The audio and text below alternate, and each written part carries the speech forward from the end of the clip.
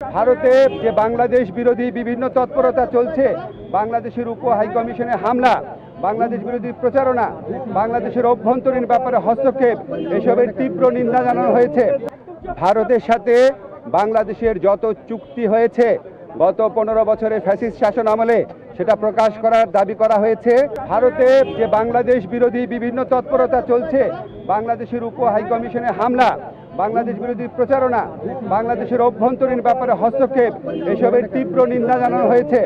এবং ভারতের এই সমস্ত পদক্ষেপের বিরুদ্ধে বর্তমান সরকারের যে আত্মমর্যাদাশীল এবং সাহসী ভূমিকা, তার প্রশংসা করা হয়েছে এবং সরকারের সাথে সলিডারিটি প্রকাশ করা হয়েছে। তবে একই সাথে সাথে ভারতের এই সমস্ত প্রচারণার বিরুদ্ধে সরকারকে আরও শক্তিশালীভাবে, আরও বেগবানভাবে এটাকে অ্যাড্রেস করার কথা বলা হয়েছে।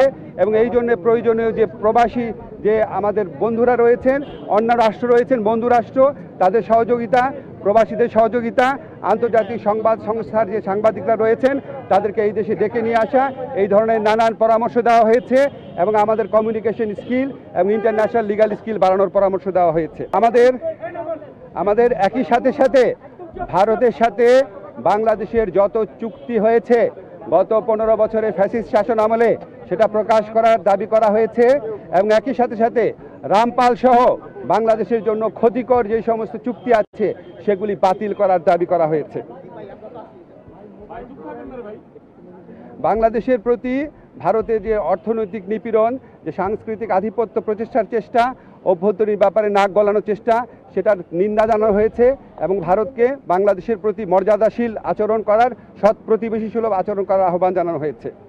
আচ্ছা, আমাদের এই পরিস্থিতি মোকাবেলায় ভারত বাংলাদেশ বিরোধী যে বিভিন্ন প্রচারণা চালাচ্ছে, এই পরিস্থিতি মোকাবেলায় সকল সম্প্রদায়ের মানুষের ভূমিকার প্রশংসা করা হয়েছে এবং সাম্প্রদায়িক সম্প্রীতি যে কোনো উস্কানির মুখে অটুট রাখার প্রত্যয় ব্যক্ত করা হয়েছে।